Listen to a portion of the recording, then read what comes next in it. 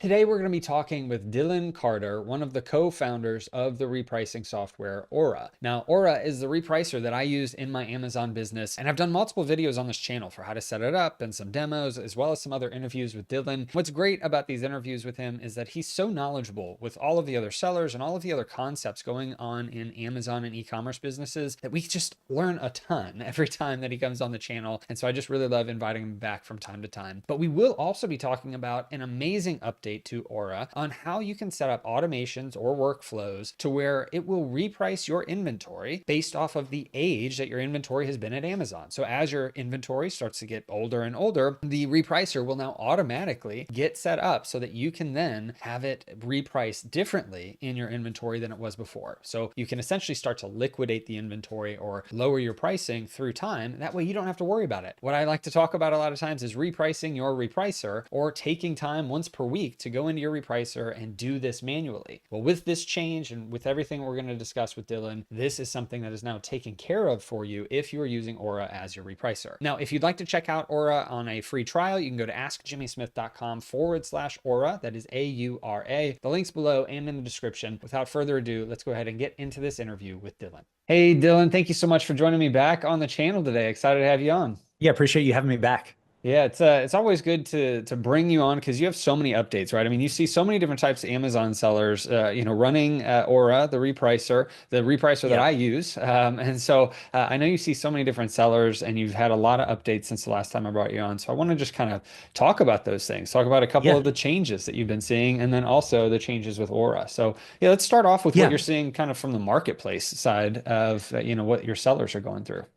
Yeah, for us, we have such a large data set, and so we try to find those patterns that regular sellers just won't be able to see, right? Unless you're just basically running a repricing software, right? And what we try to do is, I mean, I'm sure everybody here knows if you've ever heard anything by us, we're very educational first.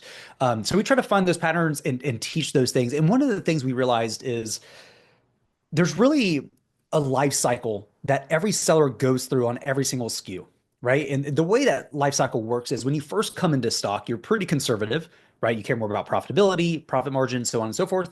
But as time goes on, you start to care more about getting your capital back. You start to care more about sales velocity because long-term storage fees, things of that nature. Mhm. So every seller, including your competition, is at a different phase of that same life cycle, right? So when people are being aggressive and dropping the price down, you kind of want to pause and say, okay, well, maybe they're at the latter half of that life cycle. So while it doesn't make sense to you in your situation, it could make complete sense to them in their situation. Mhm. So how do you manage the life cycle? Well, a lot of sellers right now do this manually. And what you're really doing is you're creating different strategies. And we break this out into basically three core strategies. So that first one, you're going to start with Maven.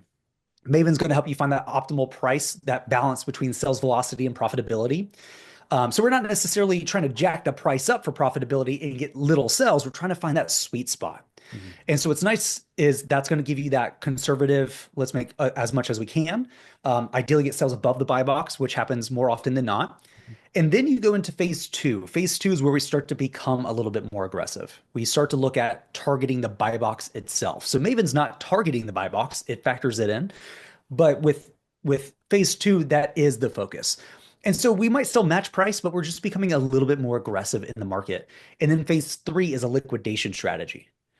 And so what we find is when we talk to sellers and we kind of check what's going on, we find that a lot of sellers will log in, let's say once a week, and go through all their inventory, all their SKUs, even 1,000 plus, and look and say, okay, well, which ones am I basically moving to phase two and three? People kind of do this already without realizing it. Mhm. And every seller's different, right? Some sellers want to start liquidating at 3 months, some do it at week 4. It really just ranges. But for the most part, everybody's doing the same thing. They're just saying, I'm moving my inventory through this life cycle. Now, the tricky part is doing that manually. It's not the funnest thing. You can make mistakes, certainly, and it's time consuming. Mhm. So, what we did is we said, okay, well, it would be really nice to take this idea of automation and take it a step further. Because right now, we have something called workflows. That feature right now allows you to create some cool, interesting workflows. One of the main ones we recommend is a new listing comes in, you assign the correct strategy, and you enable repricing. That alone takes a lot of the headache out of managing the administration aspect of your repricer, right? We're trying to get to a point where you get to focus more on buying inventory, which is where you make your money, let's be honest. And the moment it goes live, everything kind of just happens as you want it to, Mhm. but without you in the weeds, right? So you don't have to say, "Oh, I need to remember tomorrow morning that's going to go live, so I need to jump into my repricer and hit all these toggles." You don't have to do that. So that's good for the first when it first comes in, but how do we manage the rest of that life cycle? And that's where we came out with Age of Inventory workflows. So now what you're able to do is say, okay, well, Dillon's recommending these three phases, these three strategies. Well, now what we can do is we can go into workflows and say, okay, well, if it's less than 30 days in Age of Inventory, go ahead and assign strategy one, and that could be Maven. Mhm. If it's within 31 to 60 days, assign strategy two, and that's your buy box targeting strategy. And if it's greater than 60, go ahead and liquidate it. Mhm. And what's cool, the way we built this is we're looking at the Age of Inventory buckets. And so there's a certain way you can build this. And if you go to help.goorder.com and just search Age of Inventory, we show you exactly how to build this. It's actually really simple. Um, it can actually revert back, right? So let's say you like to liquidate after 60 days. And let's say you have 4 units that go into 60 days. Well, based on that automation workflow, you're going to liquidate strategy. Mhm. So it's going to do that. But once the 4 go away, we're now going to say, okay, well, what's the next highest? It could be less than 30 days now, and you have 100 units. Do you want to liquidate those? Probably not. So now we go back to Maven. And so we're able to go up and down on the aggressive scale as your inventory is aging and de-aging, which is really cool. And there's a few different ways you could do it. You could do it based on number of units. So if there's more than 1 unit, you can do percentage of units, right? So you can say 25% of my inventory for that particular SKU is older than 90 days. I want to liquidate it until that's no longer true. And what we're doing is we're setting that on a schedule. So a lot of sellers we talk to do this once a week at best. Mhm. You can actually go into the workflow, the trigger event, and say, do this once an hour, do it once a day, do it once every 3 hours, totally up to you. And so now you're getting to a point, when we have these conversations, I like to talk about maximizing the opportunity. What percentage of optimization are you at? This unlocks a lot more of that. It's kind of like if you only reprice once a day and you go from once a day to once an hour, Mhm. that's a dramatic change in optimization. Mhm. Similarly, being able to manage your inventory life cycle in once an hour versus maybe once a week is a great thing. And so when we showed this to a bunch of sellers, they're like, what's funny is I have all these things that I know I need to liquidate, but there's this mental blocker where there's enough friction where I don't want to go in and have to deal with it. Mhm. And with this, you don't have to.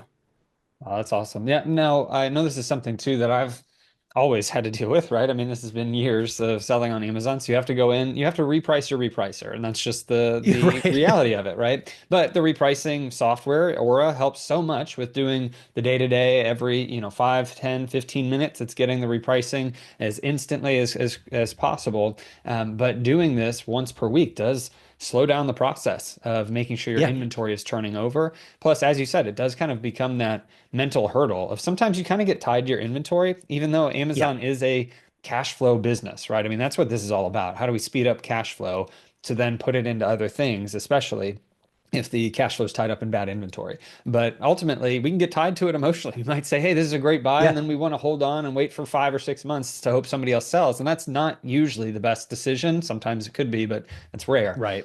So I love that you're instituting this now inside of Aura. It's something I'm going to get set up as soon as possible in my account. But ultimately, I do have a question on the liquidation side. So Yeah. if how does that work from the mins and maxes that you have set up, right? Is it just going to Yeah. drop it down to the minimum? Do you have it also adjust the minimums at all? What does that process look like? Yeah. So the way we recommend these are three separate strategies that you create yourself. So you have complete control. So if you want to, at phase two, target the buy box and match it, you can do that. If you want to beat it by 2 pennies, you can do that.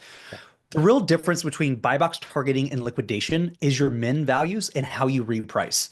So specifically, the min values, we're going to want to take that to 0% ROI. We are willing. I can't speak today. We are willing to break even just to get our capital back, right? At that point, during the liquidation phase, we just want our capital back. Now, if we can make some money, we will try to. So that's how we're doing our min prices. The repricing itself, at minimum, you're probably trying to beat the buy box by a penny, to be honest. Like you're trying to move it because the way you want to think about this is you have a spectrum between profitability, so profit margin, and sales velocity. Mhm. These two things oppose one another. So with Maven, you're right smack dab in the middle. Mhm. Once we start to get to the buy box targeting phase two kind of strategy, we start to shift more into velocity and liquidation. We're trying to maximize velocity because we want our capital back as fast as possible. Okay. So that's the two main differences between like your regular buy box targeting strategy and your liquidation strategy. Okay. So it's Awesome. not that you're necessarily, by the way, going directly to your min values. Mhm. It's just you're willing to go that low if you need to. Okay, gotcha. And there's always going to be times too when you buy something and it just doesn't sell. I mean, no amount Yeah. of repricing is gonna be able to handle that. Do you have any suggestions? I mean, I know you see a lot of different sellers, but for anybody in my audience, what do you suggest for people that buy something that's just not selling? Do you recommend they pull it back and just donate it? What are your thoughts on that? Yeah, I think it kind of depends, right? You want to give it a little bit of time. Mhm. There's a lot of nuances to this answer, right? There are cases where it's a weird week and that the demand just shifted for whatever reason. Start looking at Keepa. This is where you want to lean on data to understand what shifted, what changed here, and can I wait that out, right? Good example is, when I was a seller, I would jump on a listing. I knew that Amazon would every now and then jump on, but it Mhm. was consistent that they would only be on for like 4 days. So if they jumped on, I would say, okay, well, I'm getting zero sales. But if I wait 4 days, historically, it'll come back and it'll be fine. I'll wait that out. That's not a big deal. Mhm. So you want to start to look at the trends there to see what makes the most sense. Now, in terms of you've held it for 3 months and Mhm. you've gone to 0% ROI and the buy box is still beneath you, I still think it's worth at a certain point reclaiming some portion of your capital than not. And I think a lot of sellers do this, right? This is like the sunk cost fallacy where, traders do this. They bought it at $20 the stock. It's down to 10. They're like, well, you know what? I'm going to wait until it gets back up to 20. What if it never does? And how long are you willing to wait? And you probably should wait a little bit. Mhm. But there's kind of this defining moment where you say, I'm done waiting. I took a loss. It is what it is. I'm going to sell. Now, it's an unrealized loss because you're like, well, it's still there. It could still happen. Sure. Mhm. But the reality of it is, could you take that $10 back, right? You lost 10, right? You spent 20, you got 10 back. Could you redeploy that 10 more profitably faster than it just sitting there? So, kind of the really extreme end of that life cycle is you might need to take a loss to get your capital back. Mhm. It doesn't happen super often, but listen, there are times when you bought something, maybe didn't look at the Keepa chart long enough, and actually the buy box average is $20. You bought it at and tried, you need to sell at $30 for break even. Mhm. At that point, the reality is it sells at 20. So Yeah. sell it at 20, get some of your capital back, redeploy it, take the L, and move on. Yeah, I think that's a hard concept for especially a lot of newer sellers to go Yeah. through. But it's also kind of, to me, almost the magic of having some of these workflows set up because you Yeah. can kind of remove yourself from that emotional side, that emotional process that you typically would go through whenever you're repricing your Yeah. own inventory. Because you can just get it set up that, hey, after this many days, it's going to do it for me. And whether I like it or Yes. not, it's still the best, potentially best business decision in the majority of Yeah. cases, right? And I think And that's what's where nice it's is going to help you still tremendously. have control, right? Like that's the important part.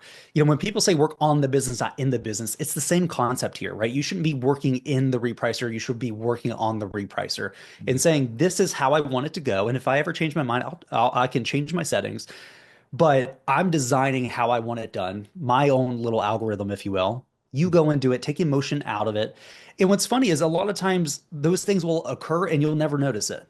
And you're just Mhm. like, oh, things are just moving how I would expect it to. It's like, yeah, you designed it to do that. Right. And that's, for us, I wrote a blog post earlier this week titled, from manual to magical, Hmm. and it talks about automating your repricer. And we talk about like that new listing coming in, getting auto assigned, you got integrations pulling in your costs. So there's nothing to do for new listings. And then setting up this automation for age of inventory.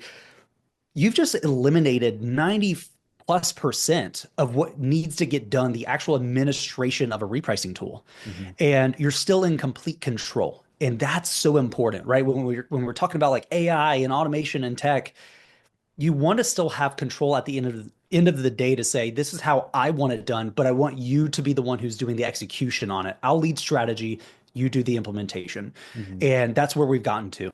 Yeah, it's amazing. And thinking through that, even let's say you didn't have these workflows, you were doing this all yourself. Once a week, you're going through and you're liquidating certain things. Well, you may make the decision to liquidate something, and then you get a bunch of new inventory come in, and then Right. all of that sells really low. And you should have gone back in once every hour, as you can do now in Yeah. Aura, to be able to have it do it automatically and put it back to the right repricing strategy. And Yeah. so that's going to help tremendously, even if you are losing a little bit on some things that maybe you wouldn't have liquidated right away. But ultimately, it's going to go back and it's going to be the best repricing strategy moving forward. So I just love that Exactly. aspect of it. Yeah. And I think whenever we look at our repricing, we need to look at it this way. I think the three-tiered system that you've come up with is the one that most sellers should be utilizing, which is how do you Yeah. maximize profits in the first, 30 to 60 days, depending on your life cycle. And then how do you go to buy box matching and then go to the liquidation strategy. That's kind of the best, I would say, three-tier approach. I don't Yeah. know if I know with all the different people you work with, I'm sure people have different strategies, but do you see that being the main one that 90% of sellers are doing, or is it kind of a Yeah. 50-50 scenario? Yeah. I think about this in terms of buckets, right? So when you're starting with, especially as a brand new seller jumping into your first repricing tool, the moment you get to create your strategy, you're like, I have no idea what to do, deer in the headlights. So we have a lot of documentation and videos on like, hey, here's kind of what we recommend to get started, Mhm. because we're trying to democratize repricing, right? We don't want you to feel like you have to be super tech savvy, super nerdy like we are to build this stuff. You shouldn't have to be, and you're not. Um, but there are those three strategies that cover 90% of the situations.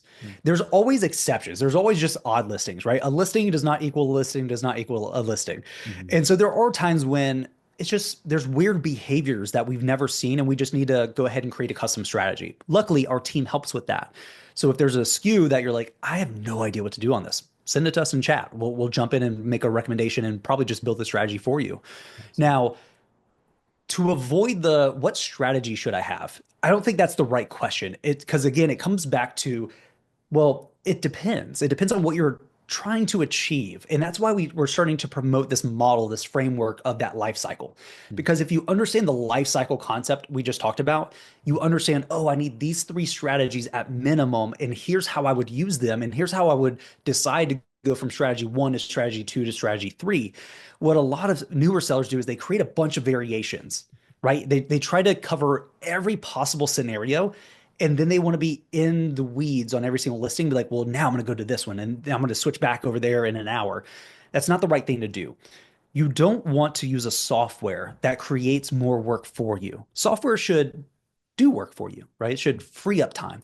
You make money when you buy inventory, not when you sell it. I know that sounds odd, but if you think about it, it makes a lot of sense. Mhm. So the more time you're focused on buying more inventory, and the less time you're focusing on maximizing your sales because you have a software doing that for you 24/7, the better your time is spent. And I love this concept that you really have in the grand scheme, we're gonna avoid some of the details and subtle nuances for a moment and just go broad strokes. You have buying inventory and selling inventory. Mhm. If you can focus on buying inventory, and the moment it gets checked in, all the selling optimization happens without you in the loop, but doing exactly the way you wanted it to be done. That's a good place to be in. That means you just eliminated half the equation. Mhm. That's a cool place.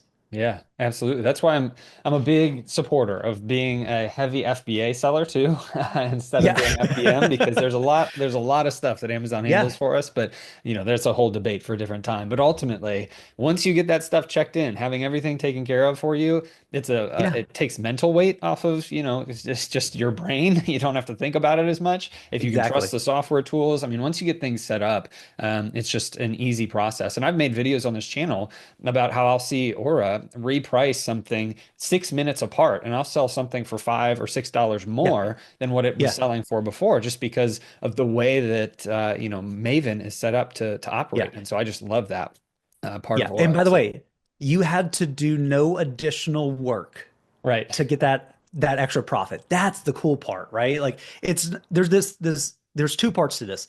There is do the work for me, and then there is do the work better than I could for me. That's where we're at. That's the cool place. Absolutely.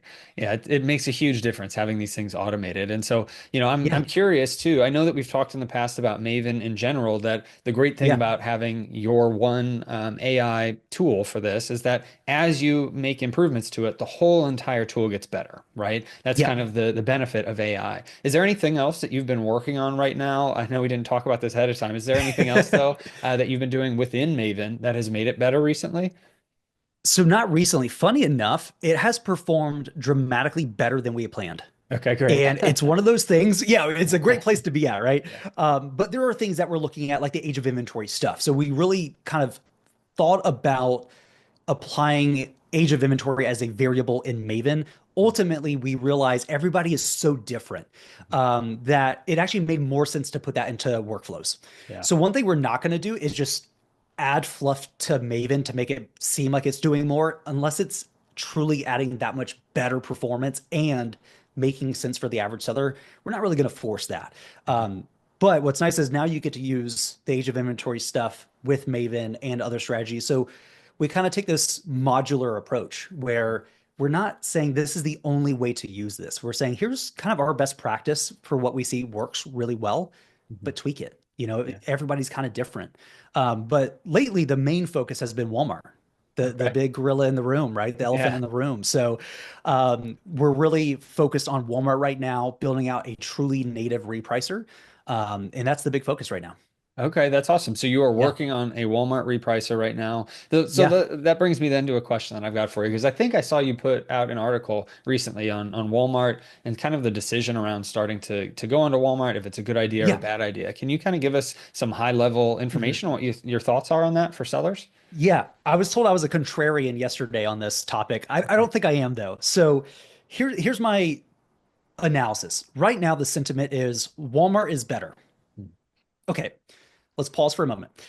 It's a brand new platform. If we look at tech and the history of tech and what tends to occur with new platforms, Mhm. they use unsustainable incentives, right? Lower fees, what have you. Why? Because that helps them gain traction. It's a better offer. Now, as time goes on, they start to care less about traction and more about profitability. So Mhm. that will change. And I'm trying to get sellers to understand is it is no longer a Amazon or Walmart conversation. It is a both conversation. Mhm.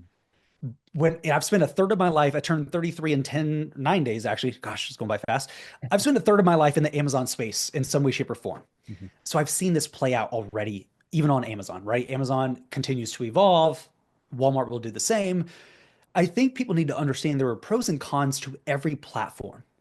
And so I don't think it is where should I sell, it is how should I sell. And what I mean by that is, you're going to get far more velocity on Amazon, but you're going to get more profitability on Walmart. Mhm. But the delta in velocity between the two is a lot. Mhm. And so instead of saying, I'm going to start sourcing for Walmart, I think you need to be in the mindset of, I need to start sourcing and Mhm. then understand how much should I send to Amazon and how much should I send to Walmart. Mhm. The future, I believe, is multi-channel. Yeah. I don't think you're going to be an Amazon seller or a Walmart seller. You're going to be a seller. Mhm. Tech is innovating so fast right now that it's going to be difficult to keep up. Now, the good news is that I think this added layer of competition that Walmart is bringing in because they are doing a good job is going to kind of shift Amazon's perspective to say, okay, we need to do a little bit more here to help our sellers. Yeah. Previously, there was no reason to do that. And listen, at the end of the day, they're under a ton of regulatory pressure. I think it's easy for us as sellers to say, Amazon hates us. That's not true. Right. There's a lot of regulatory pressure. They're under a microscope, especially during Q4. That creates a lot of tension. Mhm. And unfortunately, it falls back on sellers. I'm hoping this will change. So I wrote a blog post a few weeks ago with like 4 bold predictions. And one of those was that Walmart's sentiment will start to fall because people will start to notice all the little cons in there. And Mhm. there are some. Like there's plenty of things that people complain about and they're like, it's great, but like the BSR is kind of weird. It's not technically correct and like all these different things. Um, but the second one is that I think Walmart will become more friendlier to sellers. And that's a good place as a seller. You want platforms to compete for your inventory Mhm. at the end of the day. And I think we're getting teed up for that environment to be true. Yeah. Yeah, I actually totally agree with you. For this is a little bit self-promoting in some ways, but you don't know, I don't think much, you probably know of, but you don't know much of the intricacies of the Business Building Legends program and community that I run. We have Walmart dedicated content and a community managers just for Walmart, but it ties Yeah. into Amazon, right? And we're all in one community, one group, because Yeah. having multi-channel ability to sell on Walmart and even eBay and other platforms is so important. Even Yeah. if it can sometimes become distracting. That's the fear that you get whenever you try to look at a second Right. platform. But if you're able to handle both of them, then ultimately it's going to be better for the stability of your business. It's going to be better for a lot of different reasons.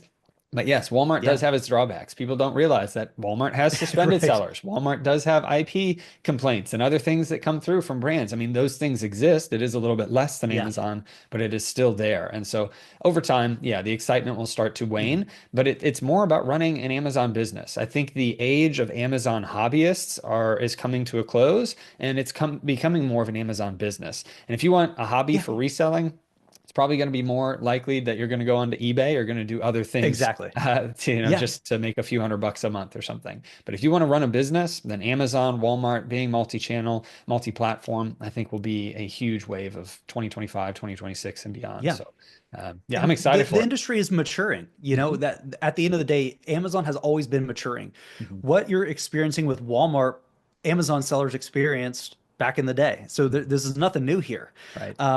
But in any maturing industry, regulations come about. They start to turn on the protections, and it's no different than running an Amazon business yourself. When Mhm. you're getting started, you have nothing to lose. You don't have an asset yet, but eventually you have an actual business. Mhm. And one thing I like to highlight is it pains me to see sellers who get a Section 3 or some kind of deactivation, and they tell me, listen, if I can't get this undone in 2 or 3 weeks, I'm out of business. I don't have enough cash in the bank. Mhm. You have to transition to some level of protection, right? And that just could be an emergency fund for the business for 2 months. Like, Yeah. great, I got enough cash. If it takes more than 2 months, that's a problem. But I got 2 months to figure this out before it becomes a real issue. Amazon's going to do the same thing, right? They have this massive company. It's a publicly traded company as well, which adds far more complexities, much more scrutiny. They're going to protect themselves. And that doesn't seem wrong by itself. It creates more complexity for the end seller, but at the end of the day, you do have to treat this seriously. And that's not to say you have to be this massive, huge seller. I think a lot of people have the sentiment that Amazon doesn't want the small sellers. I don't think that's necessarily true. I think that it's the newer, smaller sellers that don't fully understand TOS and are inadvertently breaking some rules and not realizing it.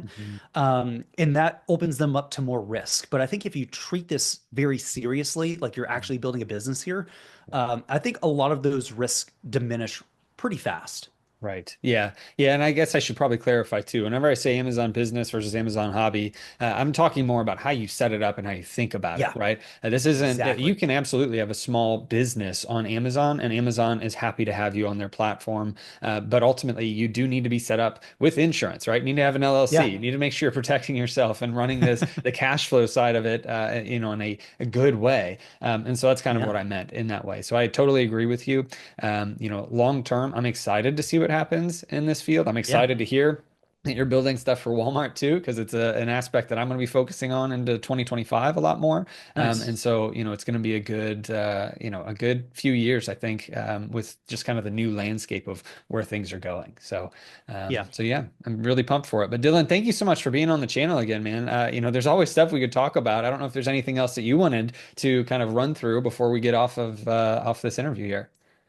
I feel like that's it. If I start going down the AI path, we'll be here for 3 hours, Right. but I am equally excited about 2025. I think a lot of changes are occurring, but I think they are changes for the good in the long term. So it might short term feel kind of complex and overwhelming, but I think the big theme for this year for sellers is be adaptable. You need to be adaptable.